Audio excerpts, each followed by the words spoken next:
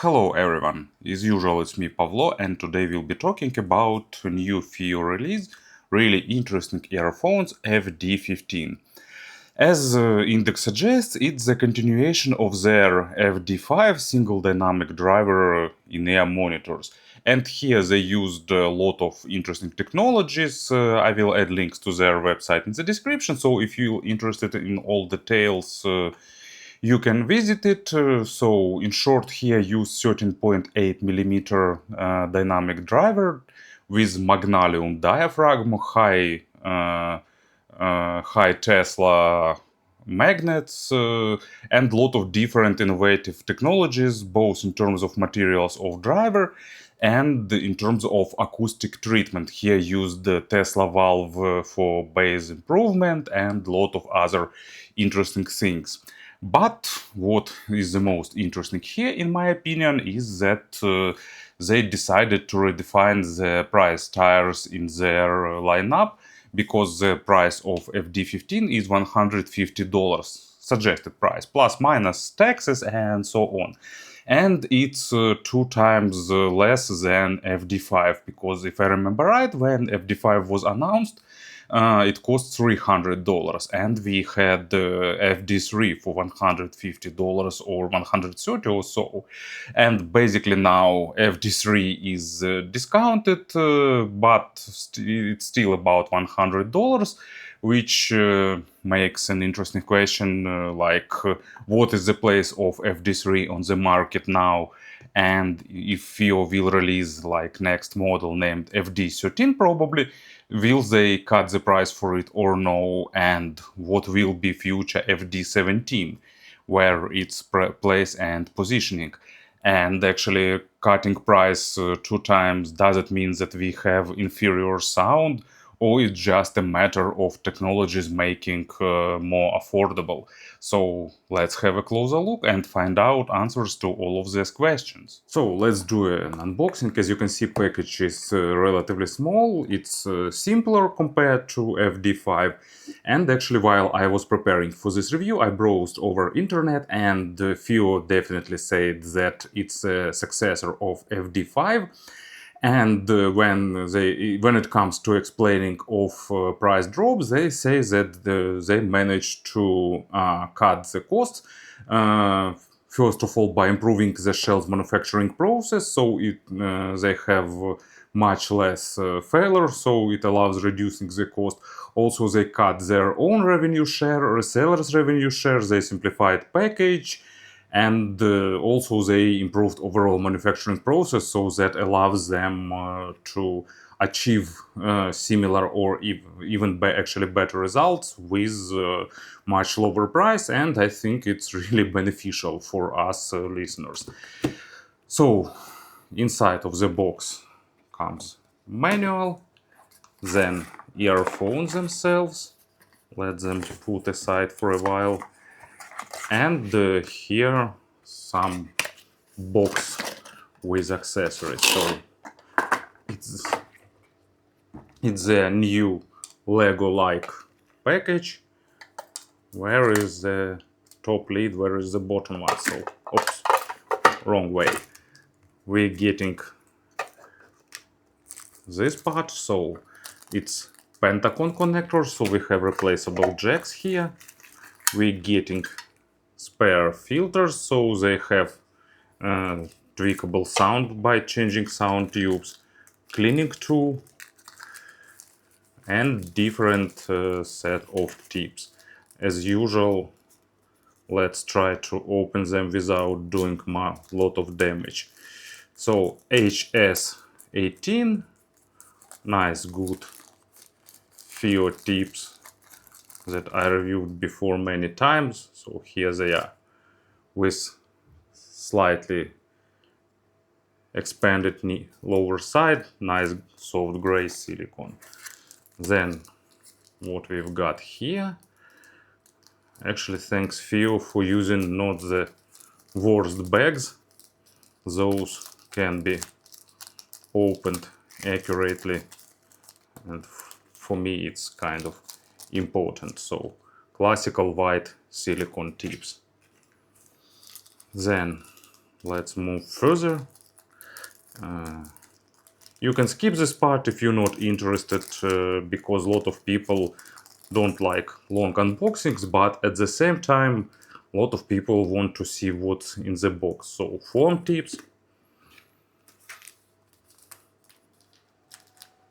then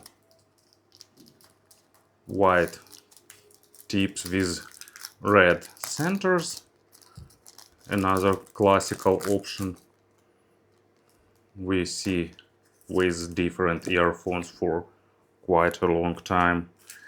And the last package,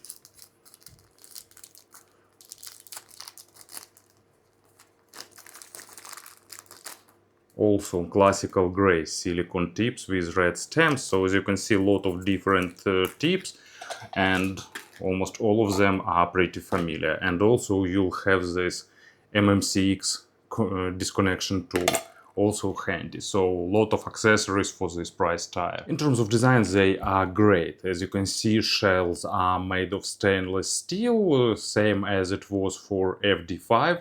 They feel pretty heavy and solid. They even by sound makes a bit different sound compared to aluminum. It's mirror polished, and based on FiiO's website there will be two versions. This silver one and a bit dark gunmetal gray darker one. And both are look attractive. Of course, this metal polished surface gather fingerprints, but they are not like super visible, and they are easy to wipe. So they are relatively small and compact. Almost all internal structure is occupied by drivers, so driver is a limiting part of their size. And they have this angled spouts. Spouts can be unscrewed and replaced and screwed back. Thread is really nicely made. There is a rubber spacer, there is a leaf for holding the tips, and protective grill. It has nice length, so even average sound isolation, passive sound isolation is on the average level. And I've seen some complaints about the fit for the FD5, but FD5 fit great into my ears, and FD15 is also not an exception. So both are fitting great. And as you can see, they changed the internal acoustic structure, and there is no these grills here. Instead, they have this bump, and inside located Tesla valve. If you're not familiar what Tesla valve is, it's an interesting structure invented by, you guess it, Nikola Tesla, and it allows gas, or in our case air, or some fluid pass just into one direction. And as you can see, there are vent holes, and inside there is a Tesla valve. So if I understand correctly, air can pass in but not pass out. But I can be wrong, and it can be 180 degrees opposite. But check FiiO's website for more explanation. I'm really curious that they are experimenting and using such sophisticated things. So here are vent holes. Actually, sound leakage is not big. They are not as open as FD5. FD5 also were not super leaking in terms of sound, but here it's a bit less. And here is another vent hole located on the inner side. Cable is made replaceable. Here used MMCX connectors. And as usual, you're getting a pretty good stock cable for this price. And there are ear hooks without memory wire, of course. And here goes cable itself. It's average in terms of softness, not super soft and not super stiff at the same time. Microphonic effect is low, despite the fact that it's not being like ultra super soft cable. But ear hooks helps to lower this microphonic effect. There is a splitter and chin slider, and after the splitter it goes braided with 8 wires down to the traditional replaceable jack. So unscrew the outer jacket, pull it out, replace if you need, then take a look at groove and notch. So they should be matching inside. Put it back and then screw back. Nice, good, reliable construction. So in my opinion, for this price, everything related to exterior is absolutely superb. In terms of tuning, FD15 is a bit unique. Maybe not absolutely unique, but FiiO decided to take a bit unusual approach, and they didn't make a typical V-shaped signature, but actually FiiO not often goes for typical V-shaped or typical Harman tuned signature. They're trying to invent something new, and they do it here. Of course, there is a noticeable reminiscence of FD5, but also it's definitely a step aside from the FD5 tuning, especially in the high frequencies area. But in general, what we have here, bass and lower treble is slightly elevated, but I'd say that its frequency response and overall signature close to the natural. It sounds a bit unusual at first because you lacking that boost in the upper mids area, but when you got used to that, it's really natural, and I like that. Also, of course, it's a really technical and good driver, but also it's still a dynamic driver, so don't expect balanced armature-like focus on the micro contrast. Instead, here we have more focus on macro dynamics and on the emotions, and overall representation is really whole, with great weight distribution, with great emotions. And at the same time, of course, small nuances and details are not lacking here, but they are not forward. But first of all, let's talk about everything step by step. So, bass goes to maximum depth, it's really well controlled, it has really great punch when it's necessary.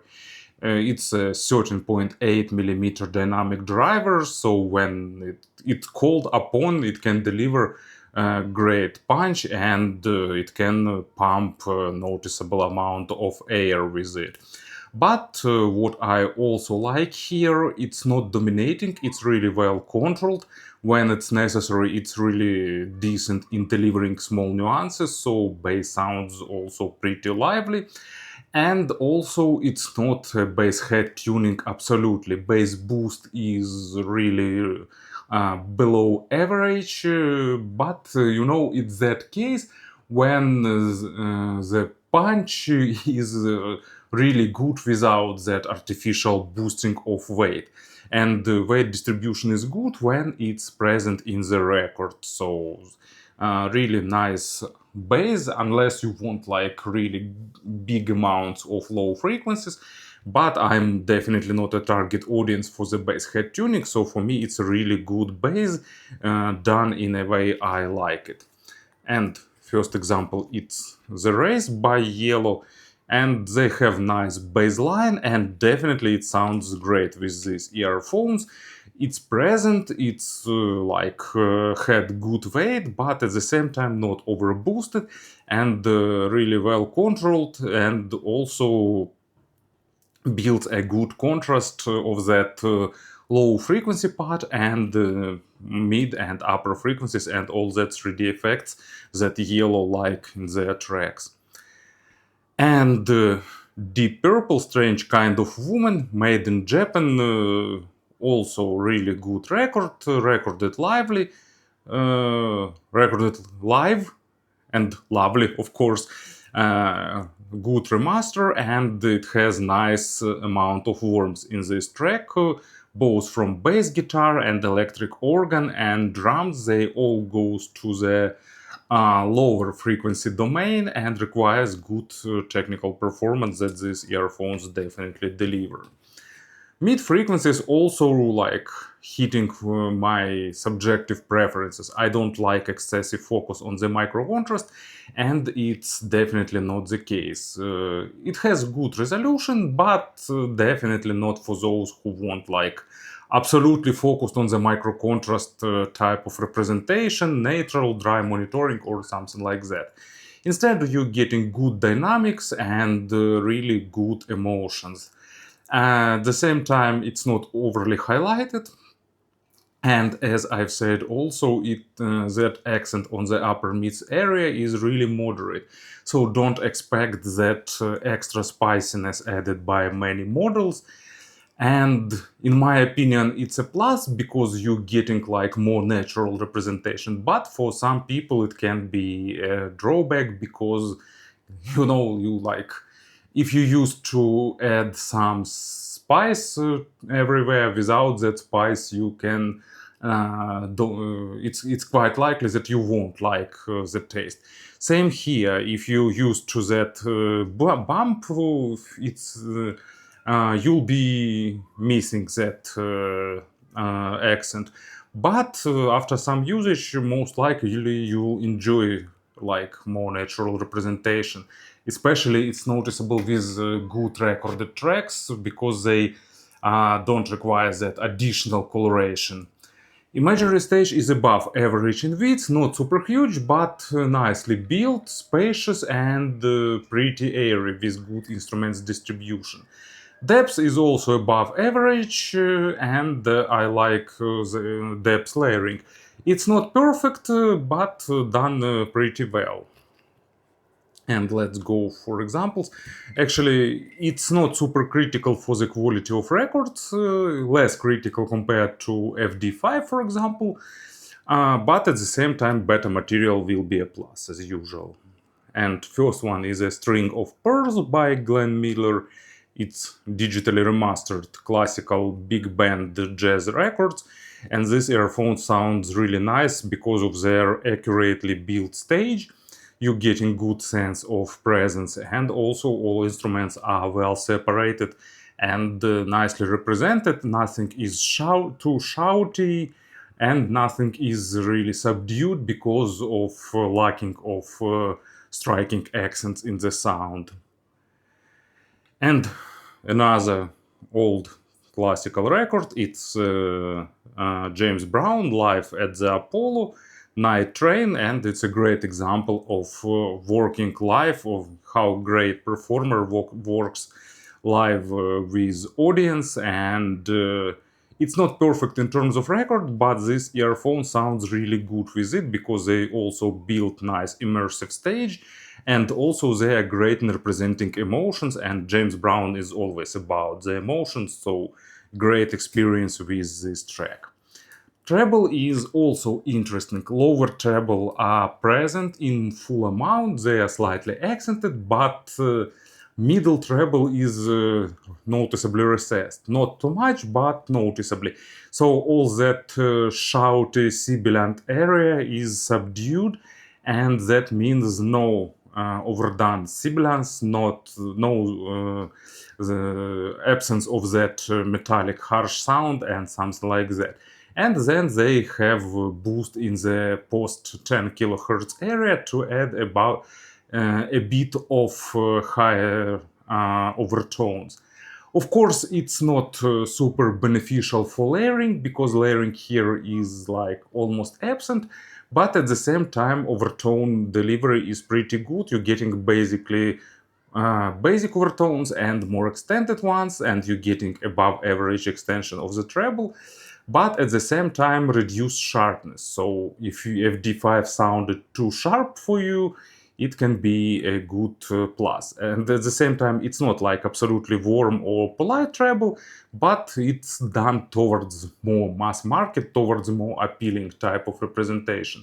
Good amount of airiness, but with some audiophilic recordings, it's not 100% natural sounding type of treble, but it's done this way purposely to make it's more approachable, more easy to listen with poorly recorded treble. First example, it's Hiromi Uehara, Rhapsody in various shades, and I really like this track. A lot of different fast passages on the piano, and also some more calm ones. On the fast passages, this earphone sounds really decent. On the slower ones, actually, you'll find a bit of lacking the presence in that area that FiiO reduced. Nothing criminal, but not like absolutely natural. But as I've said, it's instead you're getting better representation of poorly recorded treble. And here is actually an example of not so perfectly recorded treble. It's a Transatlantic kaleidoscope, like progressive rock or progressive metal record. Lot of interesting percussions, keyboards, vocal goes to the treble area, and it's not perfectly recorded here. And actually, that's where these earphones show themselves in a great way. Treble doesn't sound too harsh or too piercing, and that's a good plus for the overall sound of this track. In terms of pairing, these earphones are not super picky, so pair them with some good digital to analog converter, for example. Some dongles by FiiO themselves will be a good option for them, but of course you can consider any other brand if you'd like, or some players up to of all mid segment and something like that. They don't require something superb, but of course a nice good technical source will be a great plus for them. Speaking about the comparisons, actually just few models that came to my mind. First one is FiiO's FD3, and FD3 is warmer, it's slightly less detailed and a bit more shouty in the treble area. So here you'll get more technical representation, better built stage, and overall more natural and tuning, more textured bass, and so on. SimGod EA500, it's a more affordable model. I didn't test like more expensive models by SimGod recently, single dynamic drivers, unfortunately. But they have a really similar tuning of mids, but bass on SimGod is slightly more accented, and a bit more linear treble for SimGod with slightly more elevated middle mids area, middle treble area compared to this one. So here you're getting more linear representation and slightly more focus on the technical aspects. And the main, of course, the most interesting thing is FD5. And FD5 is more V-shaped with more bass and more treble. So for some it can be a plus, for example, if you want more treble, if you like it. But if you don't like shouty treble, FD15 can be a big plus for you. And when it comes to the mids, FD15 for me it's really step forward.